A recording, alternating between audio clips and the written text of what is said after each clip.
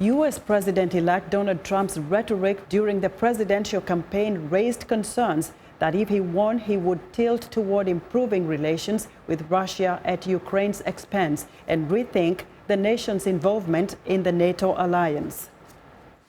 However, in recent telephone conversations with Ukrainian President Petro Poroshenko and NATO Secretary General Jens Stoltenberg, Trump expressed interest and support for both. Ukraine's President Petro Poroshenko said Thursday that U.S. President-elect Trump raised the questions of Russian aggression of the illegal annexation of Crimea in a recent telephone conversation.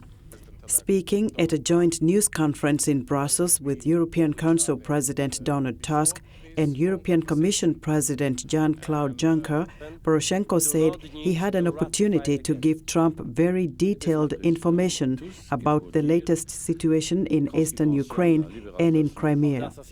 During the last couple of days or week, both me and President Tusk has an opportunity to speak with the President-elect Donald Trump.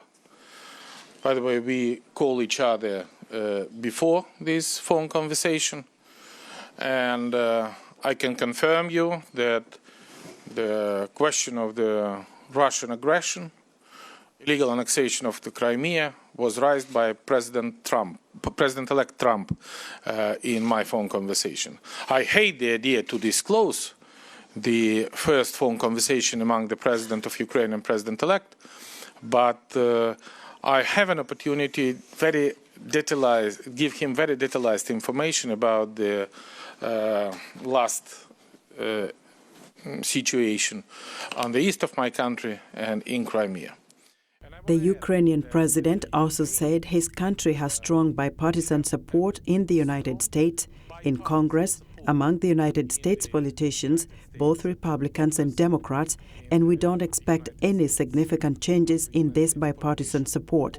Meanwhile, NATO Secretary General Jens Stoltenberg said Thursday in remarks at Oxford University in England that Trump had expressed strong support for the Western military alliance during a phone conversation the two had last week. The United States will continue to be committed to NATO, not only because President-elect Donald Trump stated clearly that he supports the NATO and the obligations we all have made in being members of the alliance. But I also strongly believe it because strong NATO is not only good for Europe, it's obviously good for us because that is, cornerstone of our security. But it's also good for the United States. During the presidential campaign, Trump also said that the U.S. was paying far too much of the bill for the alliance and even said that NATO may be obsolete.